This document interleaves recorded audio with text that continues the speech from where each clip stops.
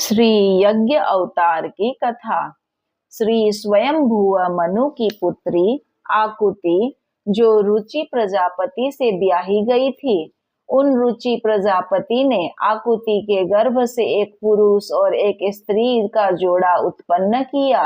उनमें जो पुरुष था वह साक्षात यज्ञ स्वरूपधारी भगवान विष्णु थे, और जो स्त्री थी वे भगवान से कभी भी अलग न रहने वाली लक्ष्मी जी के अंश रूप दक्षिणा थी। मनु जी अपनी पुत्री आकुति के उस परम तेजस्वी पुत्र को बड़ी प्रसन्नता से अपने घर ले आए और दक्षिणा को रुचि प्रजापति ने अपने पास रखा। जब दक्षिणा विवाह के योग्य हुई तो उसने यज्ञ भगवान को ही पति रूप में प्राप्त करने की इच्छा की। तब भगवान यज्ञ पुरुष ने उससे विवाह किया।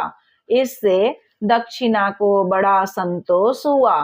भगवान यज्ञ पुरुष ने दक्षिणा से सुयम नामक देवताओं को उत्पन्न किया और तीनों लोकों के बड़े बड़े संकट दूर किए। वर्णन आया है, जब स्वयंभुव मनु ने समस्त कामनाओं और भोगों से विरक्त होकर राज्य छोड़ दिया और अपनी पत्नी शत्रुपा के साथ तपस्या करने वन को चले गए और वन में जाकर सुनंदा नदी के तट पर एक पैर से खड़े रहकर 100 वर्ष तक घोर तपस्या की। उस समय एक बार जब स्वयंभुव मनु एकाग्र चित्त से भगवान की स्तुति कर रहे थे तो भूखे असुर और राक्षस उन्हें नींद में अचेत होकर बड़बड़ाते जानकर खा डालने के लिए टूट पड़े।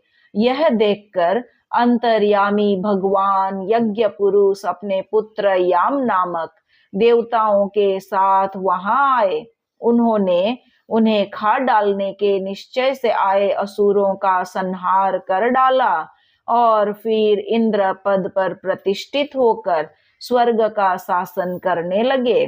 श्री यज्ञ अवतार की कथा यहाँ संपूर्ण हुई। आगे की कथा में हम सुनेंगे श्री ऋषभ अवतार की कथा।